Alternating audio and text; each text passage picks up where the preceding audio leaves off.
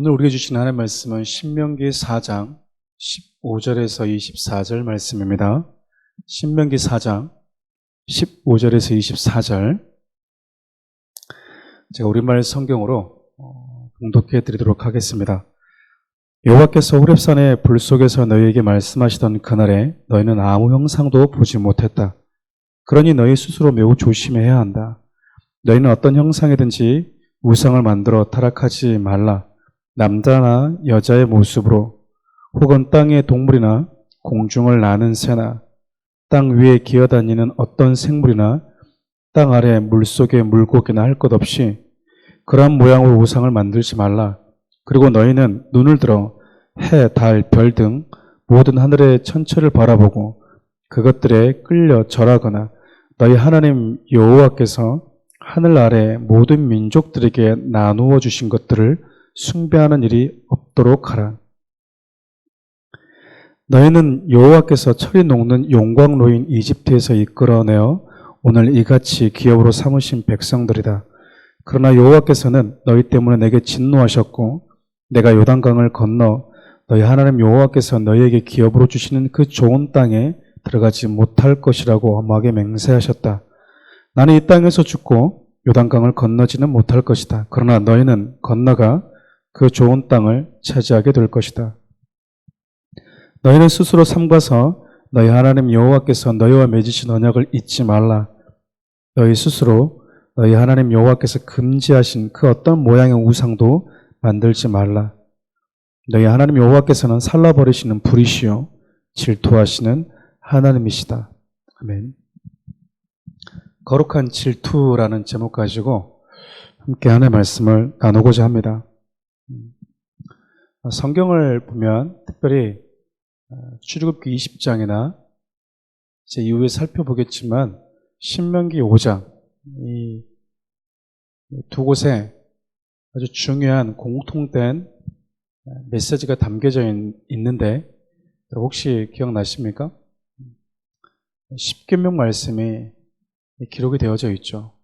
5장에서도 물론 이 부분을 언급하겠지만 4장 오늘 본문 말씀에도 우상을 만들지 말라는 하나님의 메시지가 담겨져 있네요. 왜 하나님이 우상을 만들지 말라고 하셨을까? 여러분, 인간이 가지고 있는 아주 독특한 것 중에 하나가 예배하는 존재라는 것이죠. 무언가를 사랑하고 무언가를 섬기는 존재, 그것이 다른 생명체들과는 달리 인간만이 가지고 있는 독특함이 아닐까 싶습니다. 다른 짐승들에게 종교심이 있냐? 없잖아요. 오직 약육강식의 그런 법칙들만 그들의 세계 속에 존재할 뿐이지 그들이 어떤 신을 만들어서 숭배하거나 예배한다? 그런 일들은 동물의 세계에는 없지 않습니까? 유독 인간의 세계에만 신의 존재를 믿고 예배하는 그 특성이 우리 인간들에게 있는 것이죠. 하나님께서 오늘 본문의 말씀을 보면 시작할 때 내가 너희들에게 말씀을 줄 때 나는 너희들이 나를 예배해야 되는 존재임에도 불구하고 나의 그 어떤 형상도 너희들에게 보여주지 않았다라고 이야기를 하십니다. 하나님께서 당신의 형상을 우리 인간들에게 보여주지 않은 몇 가지 이유가 있다라는 거죠. 가장 첫 번째 이유가 인간들이 하나님의 형태를 보게 되면 또 그것을 우상시 여겨서 형상화해서 그것이 하나님이다라고 인간들이 만들어서 섬길 수 있다라는 것을 하나님이 아셨다라는 거죠. 우리가 십자가의 복음은 우리의 생명처럼 여겨야 되지만 그 십자가의 형상 자체를 믿는다고 해서 우리의 구원이 결정되는 것은 아니잖아요. 그렇지 않습니까? 그것에 의미가 있는 것이지. 또 하나님께서 당신의 형상을 우상화해서 형상화 만들지 말라고 한 이유 중에 하나는요, 하나님은 창조주이세요. 그리고 이 땅에 있는 모든 것들은 피조물입니다. 그러니까 세상을 초월해 있는, 세상을 창조하신 하나님은 이 세상이 그 어떤 것으로 형상화될 수 있는 존재가 아니라는 것이죠. 인간이 제작하고 만드는 존재가 아니라는 겁니다. 여러분, 가끔씩 저는 이렇게 그 나무나 돌 이런 것들을 깎아서 형상화한 우상들을 섬기는 분들을 보면, 또 그것을 신이라고 절하고 섬기는 분들을 보면 한 번만 더 생각해 봤으면 좋겠다라는 마음이 들어요. 왜냐하면 자기가 지금 신이라고 믿고 있는 그 형상을 만든 사람이 있을 거 아닙니까? 그렇지 않나요? 그러면 내가 이 만든 형상을 섬기고 있다면 이 만들어진 형상은 누구에 의해서 제작이 된 거예요? 예, 기술자에 의해서 제작이 된 거잖아요. 그러면 내가 섬기는 신을 만든 그 사람이 더 큰 거 아닙니까? 그러니까 인간이 얼마나 어리석은지를 몰라요. 오늘 본문의 말씀을 보면 하나님께서 어떤 형상이든지 만들지 말라라고 말씀하시면서 이렇게 19절에 표현하시죠. 중반절부터 보면요. 너희 하나님 여호와께서 하늘 아래 모든 민족에게 나눠주신 것들을 숭배하는 일이 없도록 하라. 그것들은 하나님께서 우리에게 숭배하라고 준 것이 아니라 그것들을 통해서 하나님을 찬양하도록 하기 위해서 우리에게 나눠주었다라는 거예요. 그래서 여러분 시편 기자는 그런 표현들을 자주 하지 않습니까? 궁창, 하늘, 별, 달들이 모두 다 하나님을 찬양하고 있다.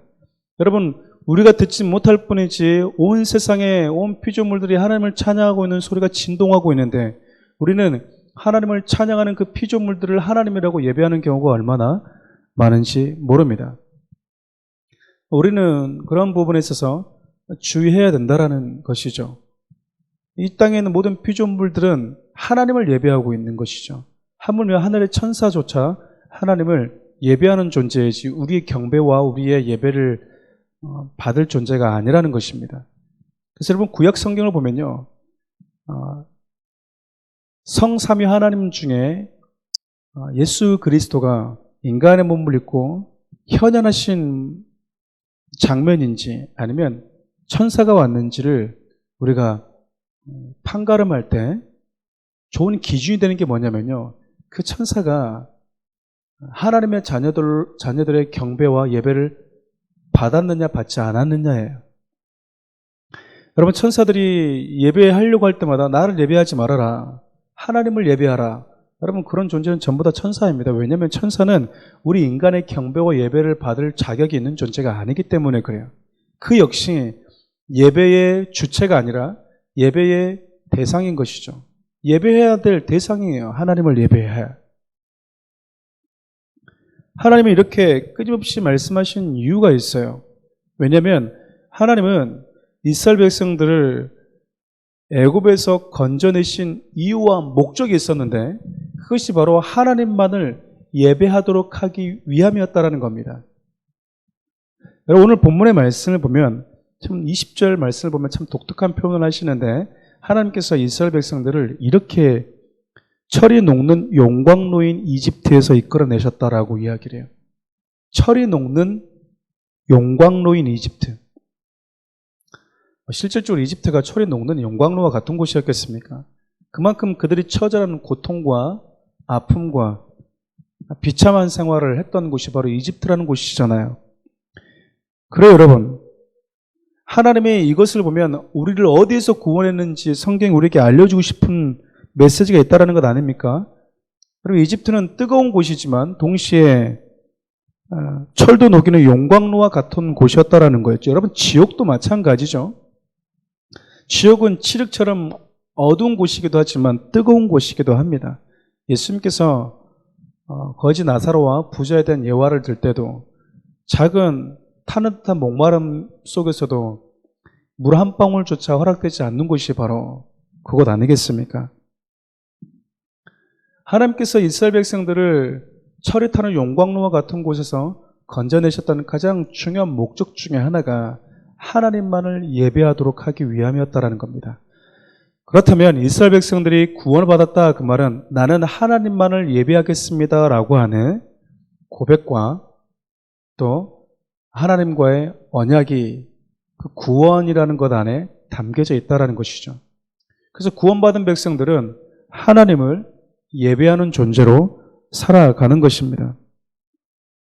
하나님 앞에 하나님께서 구속한 모든 민족들은요, 나는 하나님만을 예배하겠습니다라고 하는 그 언약이 담겨져 있다라는 거예요. 우리는 단순히 나 이제 예수 믿었으니까 천국 가겠지, 죽으면 하나님 나라 갈 거야 라는 어떤 그런 확신만 가지고 사는 것 불충분하다라는 거예요.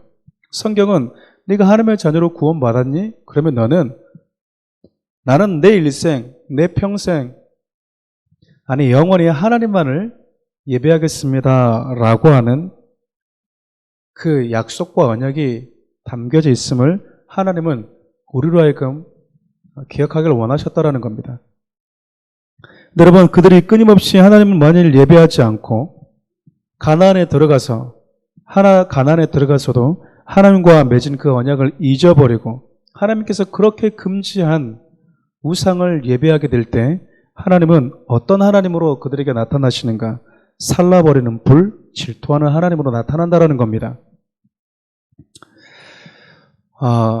예배가 가지고 있는 참 그 독특한 속성 중에 하나가 경배에 대한 차원도 있지만요. 예배가 가지고 있는 아주 중요한 그 메시지 중에 하나는요. 사랑입니다. 사랑. 하나님은 어쩔 수 없이 그리고 어떤 권위에 짓눌러서 고개 숙이기를 원하고 예배하기를 원하는 것이 아니라 하나님에 대한 사랑에 압도되어서 자원하는 마음으로 그분을 예배하기를 원하세요. 한번 생각해 보십시오. 우리가 구원받아서 하나님의 자녀가 되었다 그 말은 다른 말로 말하면 이제 하나님만을 섬기는 그분의 신부가 되었다라는 의미인데 내가 사랑하는 나의 여인이 혹은 나의 배우자가 나를 사랑할 때 두려움 때문에 사랑한다? 그걸 좋아하는 사람이 누가 있겠습니까? 사랑하기 때문에 자원해서 나를 사랑하는 것 그런 사랑을 원하지 두려움과 공포에 의해서 어쩔 수 없이 하는 사랑 그런 사랑에 누가 만족할 수 있냐 그 말이에요. 오늘 하나님께서는 이스라엘 백성들이 하나님이 금하신 우상을 섬길 때 즉 다시 말하면 하나님이 아닌 다른 것을 사랑하고 다른 것을 예배할 때 하나님은 질투하신대요. 질투는 언제 합니까?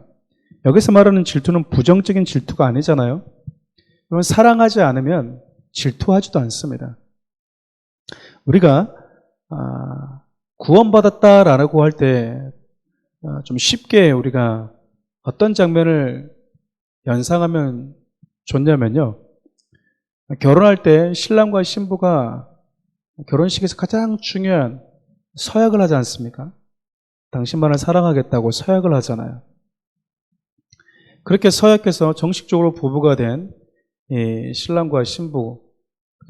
그래서 신랑이 신부에게 이렇게 이야기합니다. 당신이 지난 시간 어떻게 살아왔는지 나는 상관없습니다. 그러나 이제부터 당신은 나만 사랑하십시오. 당신이 나 아닌 다른 사람을 사랑하면 저는 너무나 괴롭고 질투가 날 것 같습니다. 라고 하면 그 말을 들었을 때 신부는 행복할까요? 아니면 불안할까요? 여러분 행복해야 되는 거 아닙니까? 왜냐하면 신랑이 내가 다른 사람을 사랑하고 다른 사람과 연애를 하면 질투를 느낀대요. 그리고 이제 자기만 바라봐 달래요. 여러분 그럴 때 배우자가 어떻게 그렇게 어려운 걸 나한테 요구합니까? 내가 어찌 평생 살면서 당신만을 사랑할 수 있어? 왜 그렇게 부담스러운 걸 나한테 요구해요? 여러분 그런 마음을 갖게 되면 여러분 결혼이 성립이 안 되는 거예요. 결혼할 수 없는 거죠. 적어도 우리가 예수를 믿고 구원받아서 하나님의 자녀가 되었다. 하나님의 구원받은 백성이다라는 그 사실 안에는요. 이제 하나님만을 사랑하겠습니다라고 하는 하나님도 나도 너희만 사랑하겠다라고 하는 그 언약에 담겨져 있는 거예요. 그래서 여러분 레위기 말씀을 보면 가장 중요한 이 메시지 중에 하나가 내가 거룩하니까 너희도 거룩하라라는 메시지죠. 그 말은 내가 너희에 대해서 구별될 터이니 너희도 나에 대해서 구별되어라. 이걸 좀 더 쉽게 얘기하면 나도 이제 너를 내 신부로 여기며 너만을 바라보고 너만을 사랑할 테니까 이제 너도 순결하게 나만을 사랑해라. 그것이 내가 거룩하니까 너희도 나에 대해서 거룩하라 그 말이거든요. 하나님도 우리만 바라보겠다라는 거죠. 그러니 너희도 이제 나만 바라보고 나만 사랑하라는 겁니다. 그것이 바로 사랑이에요. 근데 여러분, 이 우상을 숭배한다는 것은 그러니까 하나님이 아닌 다른 존재를 예배하고 다른 존재를 사랑한다는 의미이기 때문에 영적인 간음이라고도 표현을 하죠. 우리 어제도 살펴봤지만 이스라엘 백성들이 광야에서 거짓 선지자 발람의 미혹에 빠져서 모압 여인과 음란한 행동을 하게 됩니다. 여러분, 그때 하나님께서 이스라엘 백성들에게 진노하세요. 하나님을 예배해야 될 백성들이 음란함에 빠져 있을 때 하나님은 가장 싫어하십니다. 여러분, 결혼하신 분들 혹은 연애하신 분들이 느끼는 가장 비참함과 가장 속상함이 뭘까요? 나만 사랑하기로 했던, 나만 바라봐주기로 했던 상대가 다른 사람과 사랑에 빠지는 거죠. 고통스러운 겁니다. 그것처럼 상대를 비참하게 하고 상대에 대한 무례한 행동은 없는 것입니다. 그래서 하나님은 하나님의 다른 우상을 예배하고 섬기는 것 가장 싫어하시는 거예요. 그러면 저도 우리 아내와 제 자녀들에게 자주 질문하는 게 있거든요. 당신 나를 사랑하십니까? 너는 아빠 좋아하니? 어제 묻고 오늘 묻고 또 내일 묻고 죽을 때까지 아마 물을 겁니다. 늘 확인받고 싶어 하는 거죠. 의심해서가 아니고요. 사랑하기 때문에. 사랑한다는 그 말을 들으면 행복한 것이죠. 하나님이 늘 우리에게 물으세요. 부활하신 이후에 예수님께서 베드로 찾아가서 가장 먼저 물었던 게 뭡니까? 너 나 사랑하니? 그 말이 뭐라고? 그 말을 듣는 게 뭐가 그렇게 중요하다고 하나? 예수님은 베드로에게 그걸 물으셨냐 그 말이에요. 그만큼 하나님은 우리의 사랑을 원하신다라는 겁니다. 근데 여러분, 민수기 25장을 보면 그렇게 모압 여인과 음란한 행동을 하면서 이스라엘 백성들이 죽어갈 때 그런 비느하스라는 사람이 하나님의 질투를 가지고 그 음란한 행동을 시작했던 그 진원지에 들어가서 그들을 죽여버리죠. 창으로 찔러버립니다. 그때 하나님이 이렇게 말씀을 하세요. 비느하스가 나의 질투로 질투했다. 여러분, 나와 그 사이에 사랑을 방해하는 것 하나님은 질투하십니다. 제거해버리고 싶으신 거예요. 그런데 여러분, 하나님과 백성들 사이에서 사랑을 방해하는 음란이라는 죄가 끼어들 때 비느하스가 너 뭐니? 하나님을 사랑하는데 너 왜 방해꾼이 들어왔어? 라고 잘라내버렸다라는 거예요. 여러분, 그것이 저와 여러분들 삶 가운데 필요하다라는 겁니다. 하나님은요, 저와 여러분과의 관계 속에서 이루어지는 그 사랑을 방해하는 것에 있어서 심히 질투하시는 분이세요. 그 방해꾼들을 불태워버리시는 분이십니다. 여러분, 그렇다면 하나님만 이런 거룩한 분노를 해야 됩니까? 하나님만 우리를 짝사랑하고 우리를 향해서 이렇게 질투해야 됩니까? 그렇지 않아요. 여러분과 저도 마찬가지입니다. 우리도 하나님과의 관계 속에서 사랑을 방해하는 것들은 질투심을 가지고 태워버려야 됩니다. 살라버려야 돼요. 하나님을 사랑하는데 방해되는 게 뭐가 있지? 내가 하나님 앞에 구별된 시간을 드리는데 방해되는 건 무엇이 있지? 저는 우리가 드리는 이 공예배 시간에 이걸 누가 만들었냐, 언제부터 시작했냐, 여러분 이것을 논하기 이전에 저는 이렇게 성도들이 바라보면 어떨까라는 생각이 됩니다. 365일 24시간 동안 내가 언제든지 말씀을 펴서 읽을 수 있고요. 내가 하나님을 만나고 싶을 때 언제든지 말씀 속으로 기도 속으로 들어갈 수 있습니다. 그런데 아침 예배, 수요 예배, 금 예배, 주일 예배 특별한 경우 아니면 보통 4번을 드리지 않습니까? 일주일에. 그 4번의 시간은 내가 하나님께 문을 똑똑똑 하나님 당신 만나고 싶고 당신 보고 싶어서 왔어요 라고 하는 시간이 아니라 하나님이 나에게 똑똑똑 나를 찾아오시는 시간, 하나님과 내가 약속한 시간, 내가 만나고 싶을 때 하나님이 언제든지 준비되어 있지만 하나님이 나에게 오셔서 만나자고 할 때 내가 그 시간을 마치 사랑하는 여인을 만나기 위해서 약속 장소로 가는 그런 사랑의 마음을 가지고 이제 코로나 사태가 지난 이후에 그런 마음을 가지고 여러분들이 주일 예배, 공예배를 대할 수 있으면 얼마나 좋을까라는 마음을 갖게 됩니다. 우리는 내가 원할 때만 하나님을 찾지만 하나님이 나를 부르시는 시간이 있다라는 거죠. 그 시간에 나도 맞추는 것 너무나 중요합니다. 하나님을 사랑한다면 하나님을 사랑하는 데 있어서 방해되는 모든 것들을 과감하게 제거하는, 하나님과 나와의 사랑을 방해하는 그 방해꾼에 대해서 심히 질투심을 갖는 그런 아름다운 사랑의 모습, 회방꾼에 대해서 심히 질투하는 비느하스처럼 제거해버리고 싶은, 아니 완전히 제거해버리는 그런 믿음의 삶이, 그토록 하나님을 사랑하는 삶이 저 여러분의 삶 가운데 가득했으면 좋겠어요. 우상을 섬기지 않는 것은 물론이거니와 하나님 앞에서 하나님만 바라보게 하지 못하게 만드는 내 삶의 여러 부분들을 여러분 좀 과감하게 때로는 잘라낼 수 있기를 바랍니다. 제가 지난주 주일에도 잠깐 말씀을 드렸지만 하나님은 우리의 모든 것을, 또 우리의 가장 좋은 것을 받기에 합당한 분이세요. 근데 우리는 너무나 짜투리의 것들을 하나님께 드릴 때가 있어요. 남은 시간, 남은 에너지, 시간이 남을 때 하는 거죠. 기도도 시간이 남으면, 봉사도 시간이 남으면, 하나님의 일도 시간이 남으면, 에너지가 남으면, 그렇게 하는 것은요, 하나님이 기뻐하지 않습니다. 여러분, 하나님 앞에서 하나님을 정말 사랑한다면 우리는 사랑하는 자에게 내 모든 것을 드리고 싶어 하는 것이 자연스러운 반응이라는 겁니다. 하나님이 지금 우리에게 그렇게 말씀하시잖아요. 너희들 그 땅 가서 우상 섬기면 나 질투한다. 우상 섬기는 그 죄 나는 가만히 있지 못한다. 내가 이렇게 시퍼렇게 눈 뜨고 있는데 어떻게 내 아닌 다른 일을 니들이 사랑하고, 내가 이렇게 시퍼렇게 눈 뜨고 있는데 내가 너희들 음란하게 사는 걸 내가 볼 수 있겠냐?